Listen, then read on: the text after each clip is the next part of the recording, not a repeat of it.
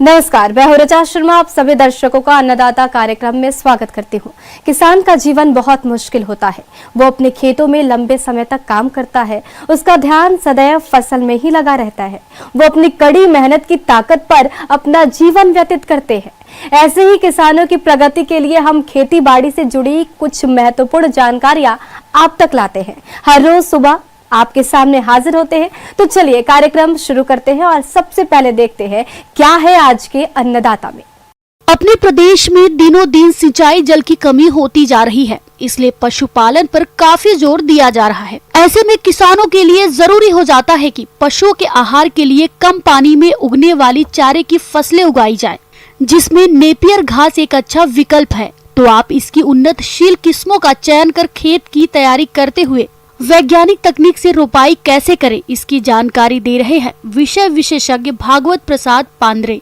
Napier घास एक बहुवर्षीय घास है जो कि आपको एक बार लगाना है और 5 से 7 साल तक आपको लगातार हरा चारा पाना है। तो ये एक बहुत कम लागत में अच्छी उपज और अच्छा जो आपको आउटपुट मिलने का एक बहुत अच्छा तरीका है। इससे किसान भाई अपने एक अतिरिक्त आय का भी साधन इसको बना सकते हैं। और इसकी जो वैरायटियां हैं, इसमें जो एक 3 है, मार्कर है, फ्रेंच है, युगांडा है, क्लोन 3 है, इस तरह से इसकी अनेक प्रजातियां आती हैं।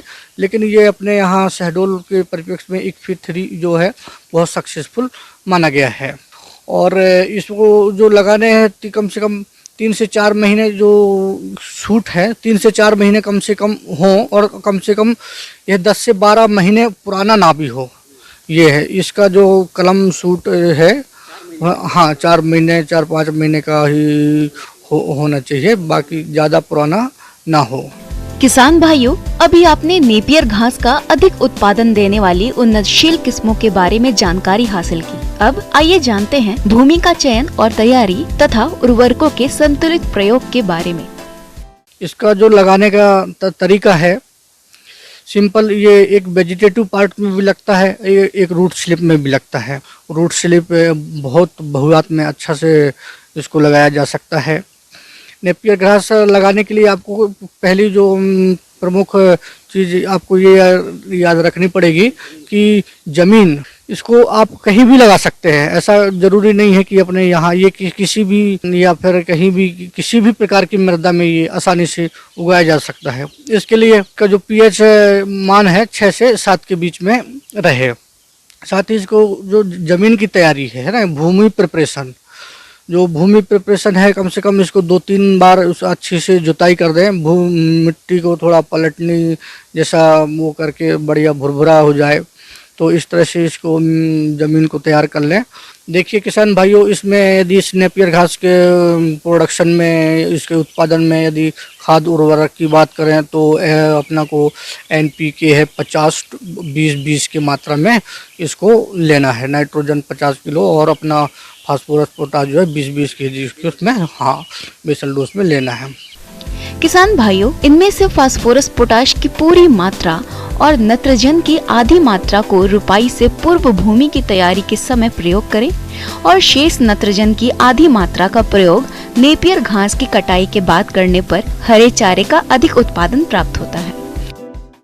यदि और इसका लगाने का जो टाइमिंग है, प्री मानसून तो बहुत अच्छा माना गया है, उपयुक्त है, बिल्कुल बहुत अच्छा समय है। लेकिन आप उसको ऑफ सीजन में भी लगाते हैं तो आपके पास सिंचाई का साधन हो तो आप इसको कभी भी साल में कभी भी लगाया जा सकता है। ये खास करके ये जून, जुलाई, अगस्त में लगाएं तो इसको लिए इसका तो बहुत ही अच्छा परिणाम मिलेंगे। अब तैयारी के बाद अपन क्या करें कि लगाना कैसे है। इसका रूट स्लिप है, ये 1-1 फीट के रूट स्लिप काट लें, जिसमें से कि एक रूट स्लिप जमीन के अंदर गड़ी रहे, एक गांठ कम से कम जमीन के अंदर हो और एक गांठ ऊपर हो।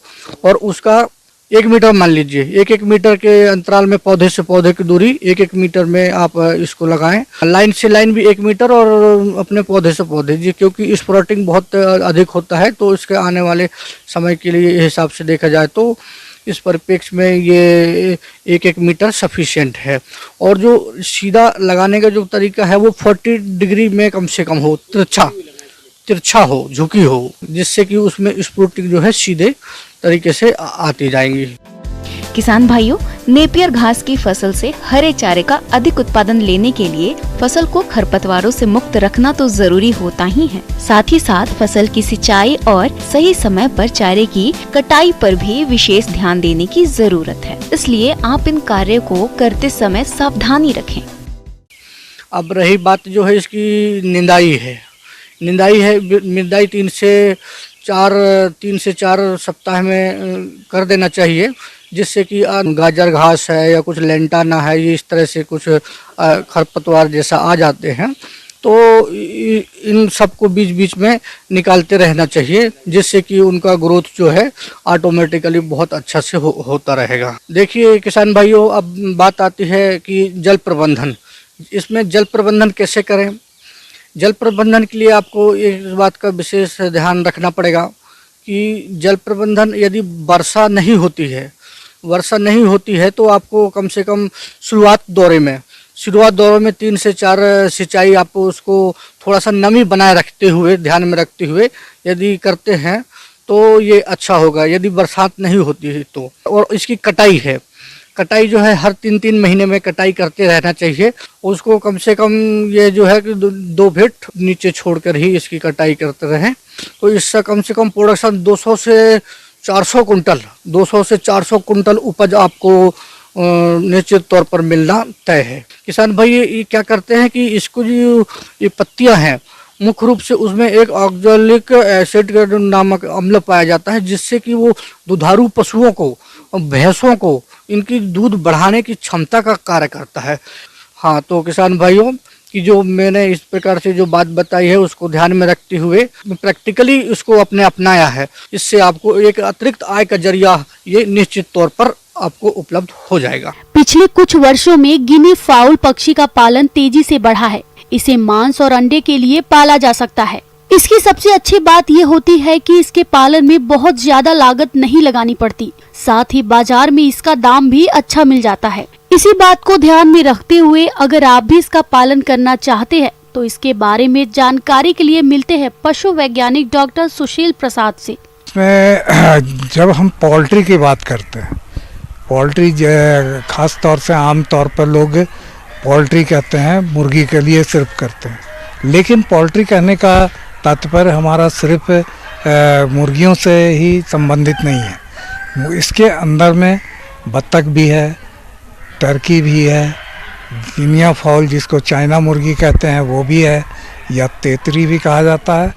गिनी फाउल का पालन कम पूंजी वाले किसान बड़े आराम से कर सकते हैं, लेकिन आसपास अच्छी जगह होनी चाहिए जहां ये पक्षी घूम फिर सके और बाहरी चीजें खा सके। इससे इनके आहार का खर्च भी कम हो जाता है और तेजी से विकास भी होता है, जो खास तौर से उन किसान भाइयों के लिए बहुत ही लाभदायक है जहां पर चरने की व्यवस्था हो, क्योंकि ये चाइना मुर्गी यानी गिनी फॉल एक ऐसा पक्षी है जो कि स्कैवेंजिंग कहते हैं, जिसको हम चरने के इसमें अगर आपके पास कोई घेरा हो उसके अंदर में रख करके चरा करके इसका पालन कर सकते। इस पक्षी को अर्ध सघन बिछाली अव्यवस्था में पालना सही रहता है। यह बहुत चंचल पक्षी होता है और घूमते रहना पसंद करते हैं, इसलिए इनके आवास में अच्छी जगह होना जरूरी होता है। तो गिनी फॉल आजकल पहले ये कहीं कहीं पर देखने को मिलता था, लेकिन अब इसका पालन भी मुर्गियों की तरह ही किया जा रहा है। तो गिनी फॉल के में अंडा देने की क्षमता भी अधिक है, लेकिन ये मौसमी अंडा देने वाली पक्षी हैं। अप्रैल से जैसे देना शुरू किया सितंबर तक, तो ये इनका अंडा भी थोड़ा नुकीला होता है एक तरफ और चौड़ा होगा दूसरी तरफ। इसके अंडे में कोलेस्ट्रॉल, जो आजकल कहते हैं कि अंडा खाने से कोलेस्ट्रॉल बढ़ जाता है, तो लेकिन गिनी फॉल एक ऐसा पक्षी है जिसके अंडे में कोलेस्ट्रॉल की मात्रा बहुत ही कम है। दूसरी बात है कि मार्केट की जहाँ तक बात है, तो मार्केट में अब जो है इसका मीट भी इसका आपको खास करके जो लोग खस्सी का मीट पसंद करते हैं, तो उस तरह से ये खस्सी और मुर्गे के मीट के बीच के तरह का आपको इसमें ये इसका मीट होता है, इसलिए इसका डिमांड भी धीरे धीरे बढ़ रहा है। जो भी मुर्गी पालक इससे जुड़ना चाहेंगे वो जुड़ सकते हैं। इसका मांस और अंडा रुचिकर होता है और कोलेस्ट्रॉल कम होने के कारण इसकी मांग अच्छी रहती है। ऐसे में आपको मांस या अंडा बेचने में समस्या भी नहीं आएगी। इसके 3 वैरायटी हैं। 3 वैरायटी में एक वैरायटी जो कि आप ज़्यादातर जगहों पर आप देखते होंगे कि चितकबरा टाइप का होता है, जैसे काला है उस पर सफ़ेद बिंदा बिंदा करके होगा, तो ये वैरायटी का नाम है पर्ल। दूसरा होता है एक सफ़ेद गिनी फाउल होता है जिसे हम कहते हैं वाइट, और एक स्लेटी कलर का होता है जिसे हम कहते हैं लेवेंडर। तो ये 3 प्रजातियां इसकी है। इनके रंग के आधार पर ही इनका नाम रखा गया है। और इसका पालन के लिए आप जिस तरह से मुर्गी पालन कर रहे हैं, अगर आप के पास व्यवस्था चलाने की नहीं हो तो आप इसके मुर्गियों की तरह भी पालन कर सकते हैं। लेकिन इसको बिल्कुल बंद करके मत रखिए। इसके साथ इसके घूमने के लिए जगह चाहिए। इसमें इनका बढ़वारी भी अच्छा होता है, अंडा उत्पादन भी ज़्यादा अच्छा होगा। जैसे कि इस पक्षी के पालन में आहार पर खर्च कम आता है, लेकिन अगर आवास में रखकर पालन करते हैं तो खर्च भी बढ़ेगा और इनका विकास भी धीमे ही होगा। इसलिए इनको रोज 5 घंटे घूमकर खाने के लिए जरूर छोड़ें। यह फसलों को बिल्कुल नुकसान नहीं करते हैं और 50% तक आहार का खर्चा बचता है। बाहर घूमने के बावजूद इनको घर में भी आहार जरूर दें। इनको वही आहार दिया जाता है जो आहार मुर्गियों को दिया जाता है। जो मुर्गियों के लिए जो स्टार्टर, ग्रोअर, लेयर, ये 3 फेज का जो दाना है मुर्गी का आहार है, वही आहार आप इसमें भी प्रयोग कर सकते हैं। इसमें बीमारियों का भी प्रकोप कम है कि जो भी अगर इसका मरना होगा, अगर आपने इसका चूजों का प्रबंधन सही कर लिया तो समझिए बड़े होने के बाद इनमें मृत्यु दर बिल्कुल ही कम है। अगर आप 100 पक्षियों से इसकी शुरुआत करना चाहते हैं तो इतने पक्षियों को रखने के लिए लगभग 15 वर्ग मीटर जगह की जरूरत होती है, जिस पर आवास बनाने में 30,000 रुपए खर्च होंगे, जो कि कई सालों तक चलेगा। इस पक्षी को मांस उत्पादन के लिए तैयार होने में लगभग 3 से 4 महीने का समय लगता है। इस दौरान एक पक्षी पर ब्रूडर, चूजे, खाने के बर्तन, आहार, बिजली, दवा और अन्य कार्यों पर लगभग 75 रुपए खर्च होते हैं। इस प्रकार से 100 पक्षियों पर 7,500 रुपए खर्च होते हैं और एक पक्षी लगभग 150 रुपए के हिसाब से बिकता है, जिससे कुल आय 15,000 रुपए तक होती है और लागत घटाकर शुद्ध आय के रूप में 7,500 रुपए 1 लाट से मिलता है और एक साल में लगभग 3 लाट आसानी से निकलता है, जिससे साल की शुद्ध आमदनी 100 पक्षियों से 22,500 रुपए होती है। इसके अलावा आप चाहे तो इनसे अंडा उत्पादन ले सकते हैं। 7 से 8 महीने के बाद अंडे का उत्पादन होने लगता है और एक साल में लगभग 100 अंडों का उत्पादन होता है और एक मादा 3 साल तक अंडे देती है, जो कि अपने जीवन काल में लगभग 250 से अधिक अंडे देती है। इससे भी मुनाफा ले सकते हैं और इसके अलावा इनसे हैचिंग कराकर चूजों का खुद पालन कर सकते हैं और इन्हें बेचकर मुनाफा भी कमा सकते हैं। ये देखिए, इसके लिए अगर इन्हें चूजों की प्राप्ति के लिए गिनी फाउल का फार्म और कहीं पे तो इस तरह का फार्म है नहीं। आपको इज्जत नगर बरेली में केंद्रीय पक्षी अनुसंधान केंद्र है, वहाँ पर आपको संपर्क स्थापित करेंगे तो गिनी फाउल का चूजा या अंडा वहाँ से प्राप्त किया जा सकता है और वहाँ से प्राप्त करके अगर आप उसे हैचिंग कराना चाहते हैं तो कहीं भी आप हैचिंग करा सकते हैं। ये इनका चूजों का हैचिंग 28 दिन में होता है और या चूजे लाना चाहते हैं तो वहाँ से आपको चूजा या अंडा दोनों ही उपलब्ध हो जाएगा।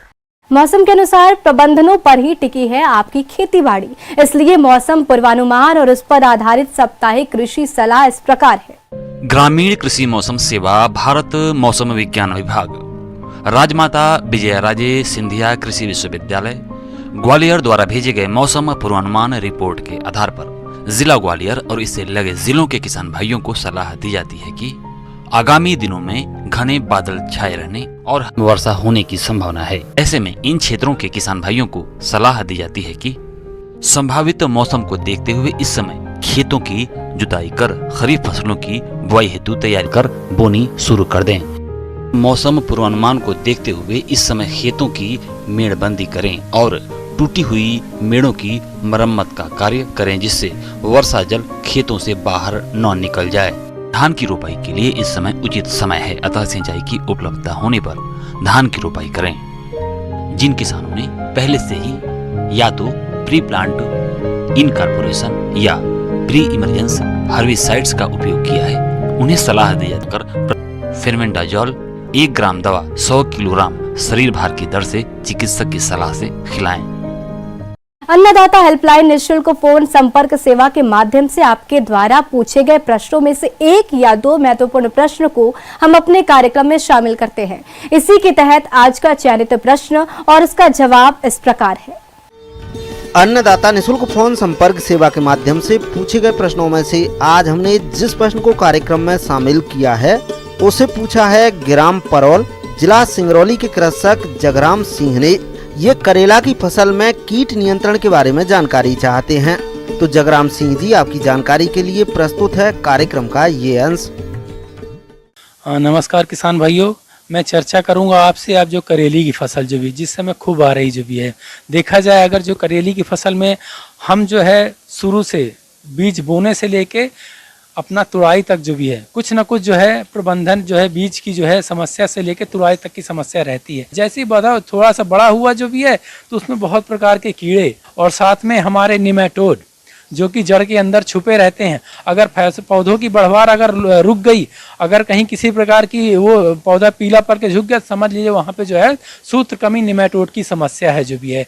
तो उसकी समस्या से निदान पाने के लिए उसका सीधे पौधे उखाड़ के आप जो भी है दूसरी जगह जो है निकाल के डाल दीजिए इसको जो भी है। कोशिश करें फसल चक्र का जो है जरूर उपयोग करें आप जो भी है। ट्राइकोडर्मा का अगर आप उपयोग करते हैं साथ में, तो ट्राइकोडर्मा तो ऐसा कि उसमें बहुत प्रकार के हार्मोन्स पाए जाते हैं जो भी है, जो कि पौधों की वृद्धि के लिए बहुत ही आवश्यक होते हैं जो भी है। किसान भाइयों, इसके अलावा सूत्रकृमि कीट के रासायनिक नियंत्रण के लिए 50 ग्राम थायोमेथाक्सैम और 1 लीटर क्लोरपाइरिफॉस दवा को घोलकर सिंचाई जल के साथ प्रयोग करने से इस कीट के प्रकोप को रोका जा सकता है। इसके बाद जैसी हमारी फसल बढ़ी तो आजकल तो करेला होता तो बहुत कड़वा है, लेकिन ऐसे ऐसे कीड़े आ गए हैं, आप देखेंगे जो भी है करेले की फसल में कई तरह करेले में फ्रूट बोरर की भी समस्या आने लगी जो भी है। कई बार किसान जो भी है ध्यान नहीं देते, जब वो तुड़ाई होती तब जारे पूरी फसल जो है खराब हो और मार्केट में वैल्यू पूरी खत्म। जैसे मार्केट में बेचने गए तो बस कोई खरीदेगा नहीं उसको, वो तो जीरो भाव गया, क्योंकि आज लोग को पसंद ही नहीं कर रहे जो भी है। निवेदन ये भी करूंगा कि हम हमेशा इस चीज का ध्यान रखें, फसल जो है तुड़ाई के पहले अगर आपने स्प्रे किया हुआ थोड़ा सा ड्यूरेशन जरूर रखें। अगर आपने स्प्रे किया किसी भी कीटनाशक का दवा का तो आप जो कम से कम 3 दिन का अंतराल रखें। लेकिन अगर आपने जैविक का उपयोग किया तो कोई दिक्कत नहीं। जैविक अगर आपने आज दवाई डाली है, दूसरे दिन फसल तोड़ना चाहते हैं, कोई दुष्परिणाम नहीं जो भी है। किसान भाई, जो जानकारी मैंने दी आपके लिए हो सकता है बहुत ही सार्थक होगी जो भी है, तो जो निश्चित रूप से आपको फायदा होती है। इसी साथ में आपसे विदा लेता हूँ। नमस्कार। आइए अब एक नजर डालते हैं राज्य के कुछ चुनी हुई मंडियों के प्रमुख फसलों के बाजार भाव पर।